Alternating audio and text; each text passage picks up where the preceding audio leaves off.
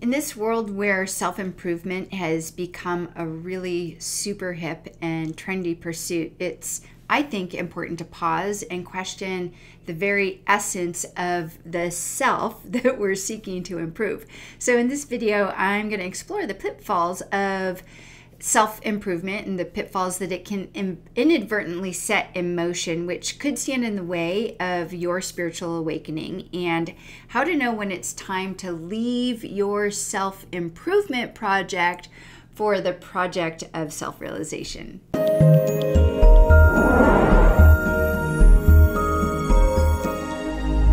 Hey there, yogis and yoginis. I'm Lisa Engles and welcome to my channel, where I help spiritual seekers just like you to harness the ancient wisdom of yoga to live an extraordinary life. The goal of this channel is really just to make it easier than ever before to find happiness, to find a sense of fulfillment in your everyday life by using what has already been handed down, passed down to us for millennia. But before we dive into today's content, please do be sure to subscribe to my channel if you haven't already, because I make new videos just like this one and I post them on a regular basis.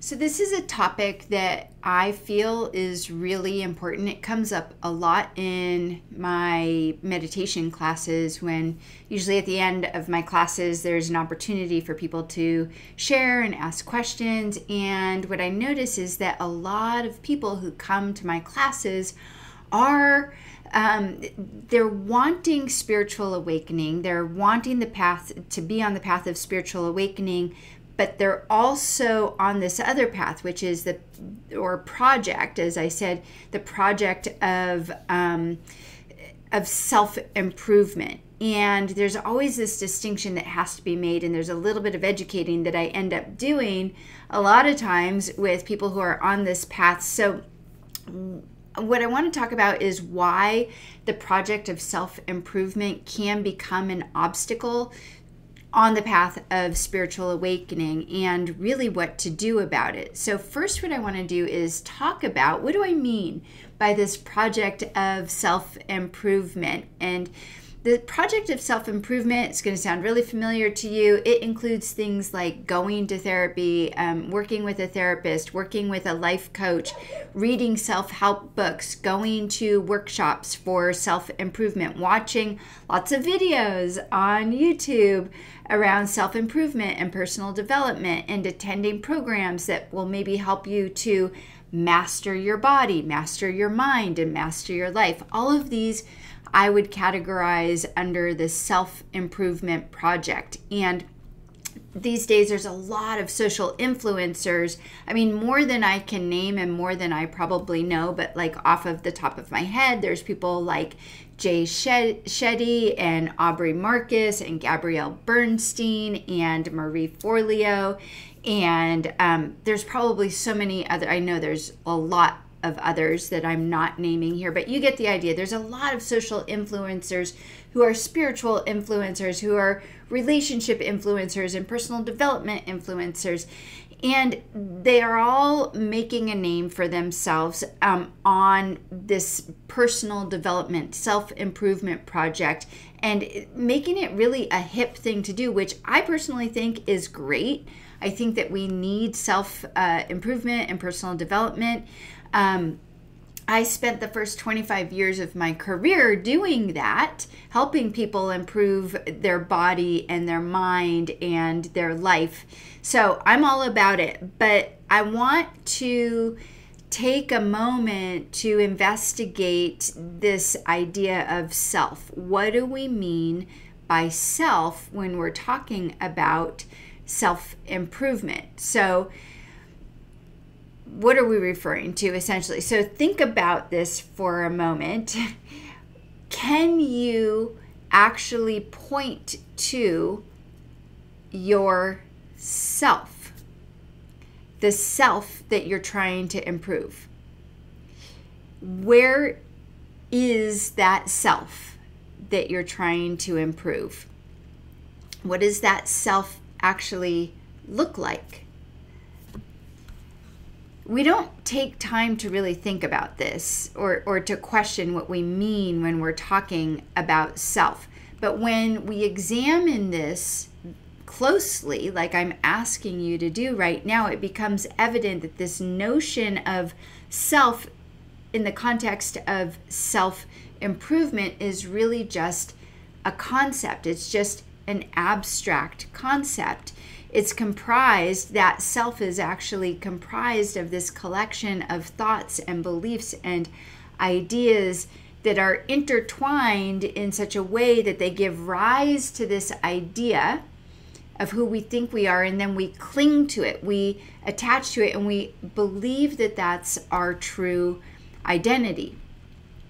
So in other words, this self that we're often seeking to improve is a mental construct, and that mental construct is shaped by all types of external influences and experiences and societal conditioning. And as I like to say, it's influenced by a complex web of causes and conditions that we're pretty much unaware of and are unconscious of. So this constructed self then is not really a concrete or fixed identity. Rather, it's this very fluid, ever-changing product of our perceptions and our interpretations of who we think we are. So on the path of self-improvement, it's really critical for us to recognize that what this path is all about is an attempt to enhance or refine an idea of who we think we are rather than an actual tangible reality. That's why I asked at the beginning, where is this self that we're referring to? What does this self look like? So how do we do this in this context of self-improvement? Well, what we do is we try to upgrade our feelings. We try to change our thoughts to more positive thoughts. We try to change our behaviors. We do cognitive behavioral therapy. So while personal growth and self-improvement endeavors are absolutely valuable, I'm not dissing them at all. They can bring us very valuable insights and progress into our life. They are needed up to a certain point. But as I said in the introduction, they can inadvertently throw us off track. They can inadvertently reinforce this illusion or this idea of a separate sense of ourself and eventually hinder our progress on the spiritual path, hinder our progress towards spiritual awakening. So I just wanted to cover a few things that can happen. So the first one is that we can get caught in this external validation trap. We can, when we're in this project of self-improvement, it can lead us to constantly seek external validation. And this is why we end up looking for therapists and coaches to work with all the time. And also we look to others. We look to our friends. We look to our colleagues. We look to our spouse or our partner to validate ourselves, to know that what we're doing is right, right? We compare ourselves to others' achievements and their progress, and then what happens is we lose touch with our own inner knowing. This happens all the time. And we become entangled in this need for validation, external validation, and external approval. So that's number one. The second thing that can happen is that on this path of self-improvement, we can get stuck in just making external changes. So if superficial changes are prioritized over deeper inner transformation, then that becomes a problem for us, right? So external changes in and of themselves are not going to address the root causes of our struggles and our limitations. So we have to watch out for that when we're working on the self-improvement project.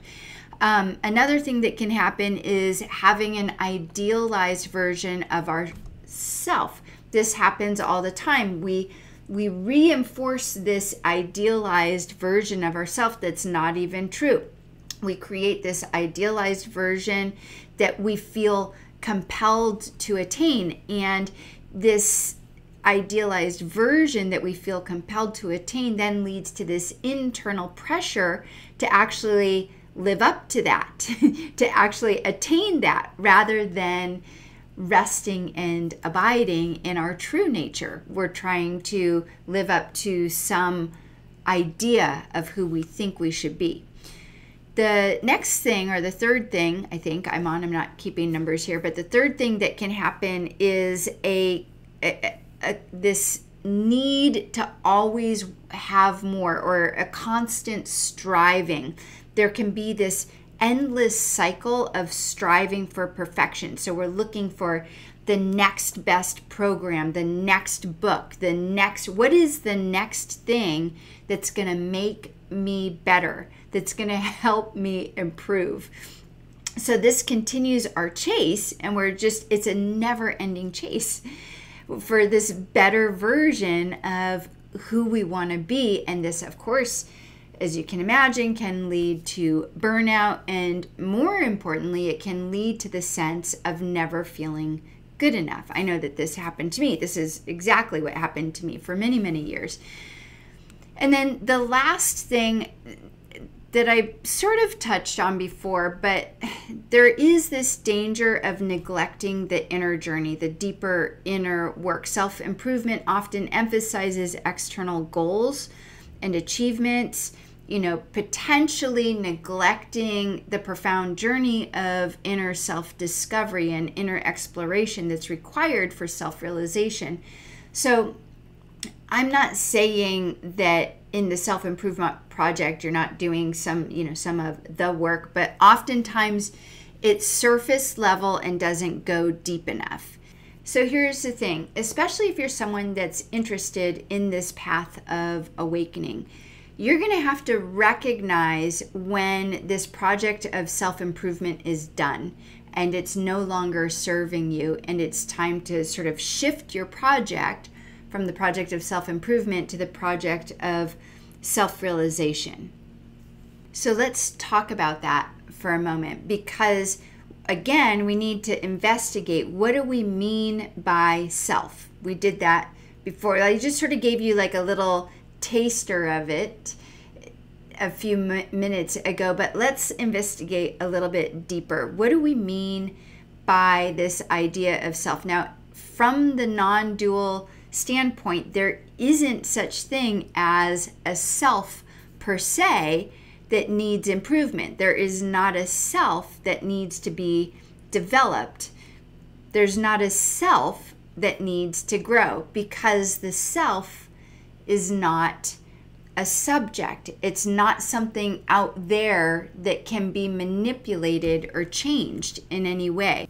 From the non-dual point of view, the self can't be bad and it can't be good. It can't be made better and it can't be made worse by anything that we do.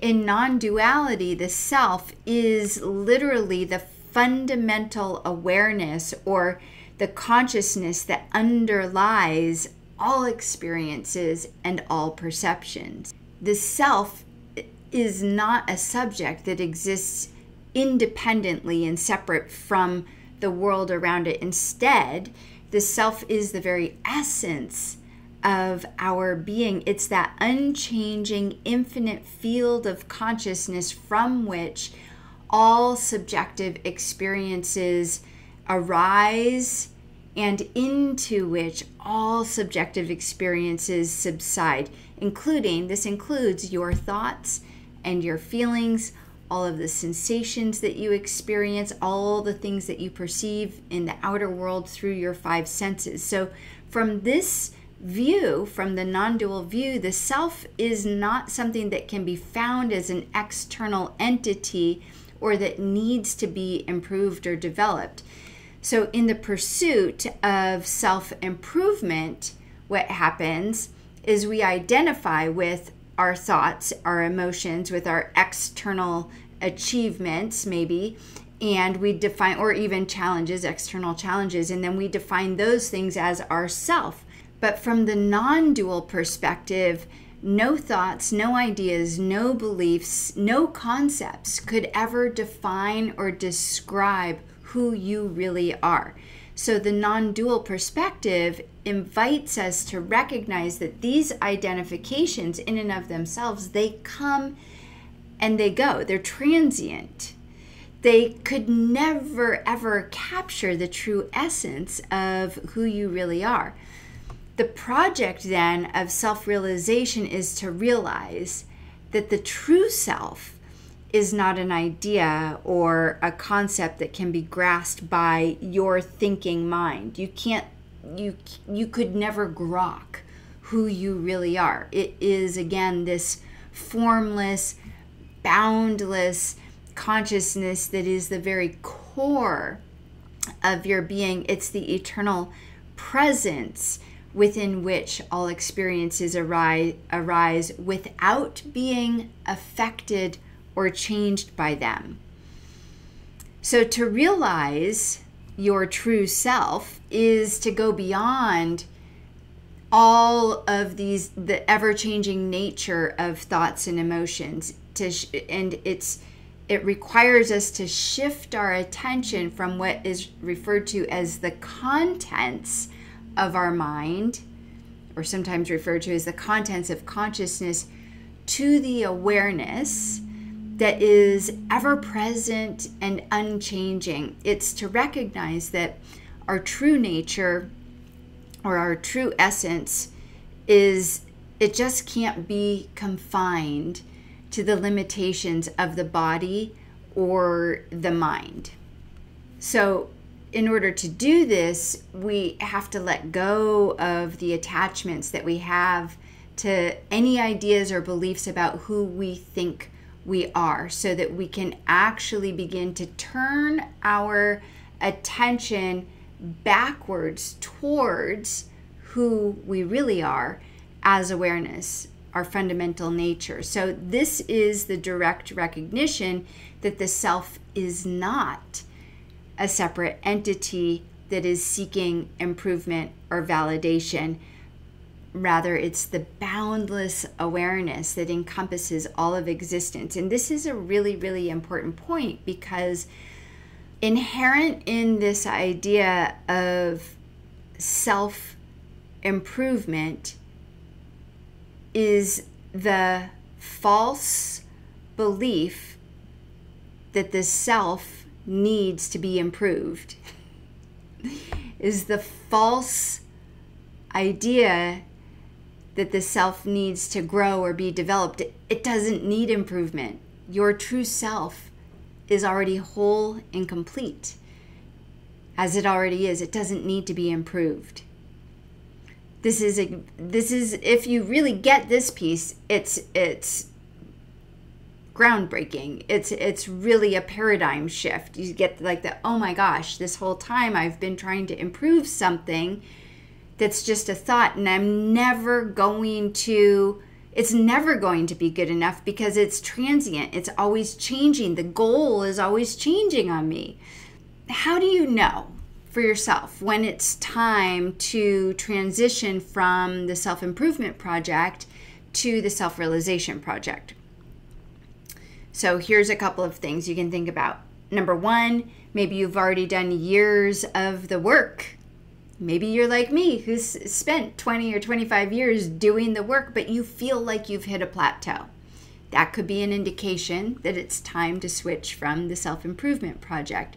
Another thing that might be coming up for you is that you've done years of going to therapy, you've worked with a coach, you've seen some progress. Certainly, those things are helpful. Going to therapy and having a coach, super helpful.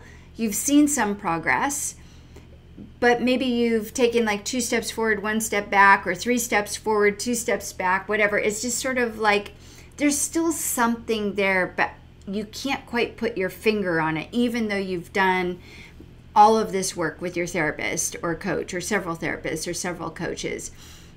Another way that you might know that it's time to drop that self-improvement project is that you know intellectually, like, all of your fears, all of your triggers, you know why they happen. You have the story, you understand all the trauma behind them and why you are like you are, but you still seem to get caught up in them, even though you know why you're dealing with this, even though you thought you dealt with this whole problem and took care of it.